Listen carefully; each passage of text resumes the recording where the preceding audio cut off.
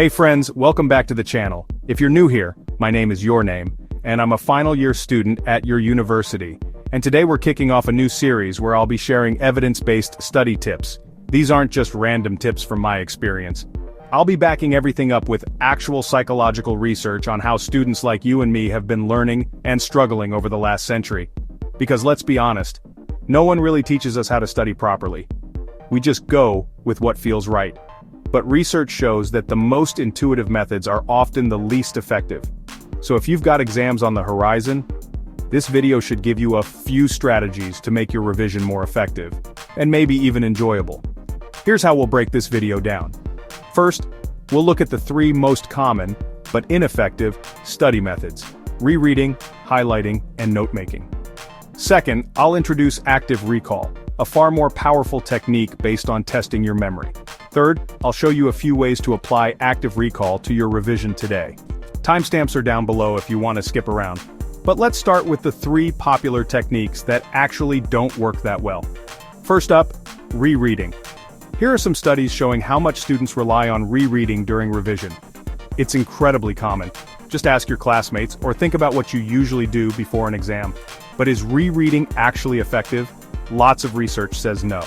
One of the most cited reviews by Professor John Dunlosky in 2013 analyzed hundreds of papers on study strategies. He concluded, based on the available evidence, rereading has low utility, it's easy and not time-consuming, but far less effective than other techniques. He goes on to say the biggest drawback of rereading is that it doesn't compare well to other methods, and that's why it was rated so poorly. So, yeah, rereading might help a little, but it's definitely not the best use of your time. Another 2016 paper put it more bluntly. Passive, repetitive reading shows little or no benefit, yet students continue to list it as their #1 strategy. Next up, highlighting. We've all done it. Maybe you still do. Pretty colors, fancy markers, aesthetic notes, it feels productive, right? Here's a set of studies showing how popular highlighting is. But let's go back to Dunlosky again. He says, highlighting and underlining also get a low utility rating. In most cases, they don't improve learning outcomes. In fact, highlighting can sometimes make things worse, especially when tasks require deeper understanding or making inferences, and that's basically every subject past high school level. Dunlosky even describes highlighting as a safety blanket. It feels productive, but it isn't. And I totally relate. I used to love highlighting entire pages, but now I know better. Finally, let's talk about summarizing or note-making. This one's tricky. We've all grown up thinking that making neat, organized notes is the best way to study, but the evidence? Mixed at best. Some studies show a small benefit, but only if you're already really good at summarizing. Most students aren't, and summarizing well requires specific training, which most of us never get. Even if you are good at it, summarizing still sits somewhere in the middle of the effectiveness scale. Not bad, but definitely not top tier. So, overall, rereading, highlighting, and summarizing might feel useful, but they're often a poor return on time. This was a huge realization for me, and for my classmates too. We had a lecture about this in second year, and I remember thinking, how have I gone through school and university without ever learning this? Most of us were succeeding in spite of our methods, not because of them. So what should you do instead? Let's talk about active recall. Active recall, or retrieval practice, is all about pulling information out of your brain instead of pushing it in. It turns out that the act of recalling something strengthens your memory more than simply reviewing it. This idea blew my mind. I always thought learning was about input, absorbing stuff, but it's actually the retrieval that makes it stick. And we've got over 100 years of research proving this. Again, Dunlosky's paper says, practice testing has high utility. It's efficient, easy to learn, and supported by strong evidence in real-world settings. Let me give you 3 studies that back this up. First, a study from 1939, yes really, gave one group of students a test after studying, and the other group just reviewed the material. The test group scored 10–15% higher, with just one practice test. Second, a 2010 study tested both factual and conceptual knowledge. The group who did practice testing performed significantly better, sometimes scoring 30% higher than those who just reread. Third, a 2011 study split students into 4 groups.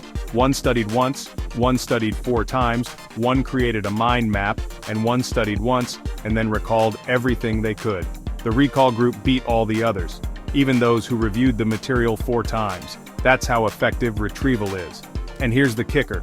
When students were asked to predict which strategy would work best, most of them guessed that rereading would be more effective. They rated retrieval practice lowest. So, not only are we using the wrong techniques, we don't even realize it. If you want more on this, read Make It Stick.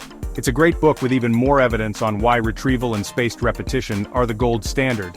Now, how do you actually use active recall? Honestly, anything that forces you to remember something counts. But here are 3 practical methods I've found super helpful.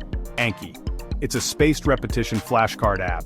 You create digital cards, and it adjusts how often you see them based on how well you remember them.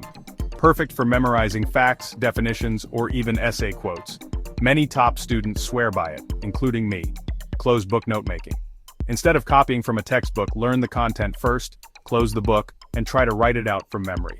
Then check what you missed. This works especially well for creating essay plans or summaries. The Cornell method, but with a twist. Instead of just taking notes, write questions for yourself while reading or in lectures. Later, test yourself on those questions. This makes reviewing way more active and more effective. One of my friends even used this strategy exclusively. He wrote 100+ questions for his syllabus, reviewed them nightly, and came second in his class. So yeah, active recall works. And it's surprisingly simple. To wrap up, rereading, highlighting, and summarizing feel good, but they're not the most effective ways to study. If you're not getting the results you want, maybe it's time to upgrade your technique. Active recall is the easiest way to get better results in less time. It's backed by research, and it's worked wonders for me and many others. Hope this video helped. If it did, please hit the like button and subscribe for more evidence-based study tips. And let me know in the comments if you want a video on spaced repetition. That's another game-changing strategy we'll cover soon. Good luck with your studies, and I'll see you in the next one.